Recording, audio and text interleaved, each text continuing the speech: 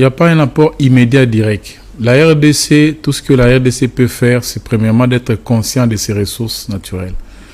Que nous soyons conscients de la relation qu'il y a entre nos ressources naturelles, notamment les forêts et les ressources en eau, et la chaleur que tu es en train de décrire en Europe.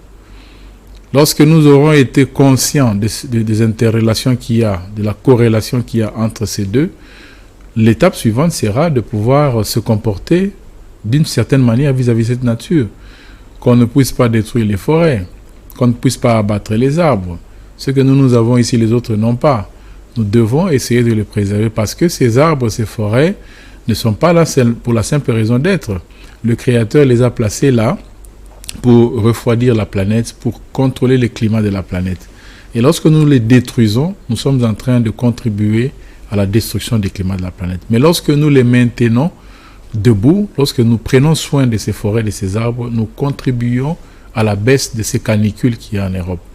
Mais bon, là je sais qu'il y a une autre question. Si nous devons préserver les ressources forestières, comment allons-nous manger? Comment allons-nous faire notre agriculture? Comment allons-nous cuisiner? Parce que nous faisons recours au bois énergie pour les besoins de cuisson et tout. Donc par rapport à tout ça, il y a des solutions qui aujourd'hui existent. L'agriculture intelligente, il y a des foyers améliorés, il y a des sources d'énergie photovoltaïques qui baissent, qui contribuent à réduire la pression de l'homme sur les forêts.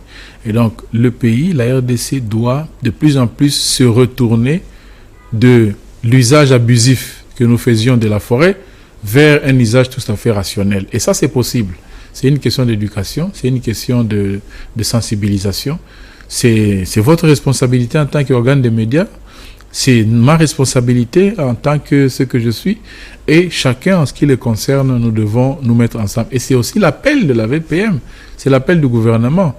Parce que le gouvernement ne fera pas le travail seul. Qu'on n'entende pas des choses du genre wana musala bataleta basala ndenge na bango bangonde mutu bazo bangonde mutu bazana bokonzi bango bazolia batmusolo bazolia. Je crois que ce sont des messages quelqu'un peut se défouler en disant ça, mais en réalité ce sont des messages assez irresponsables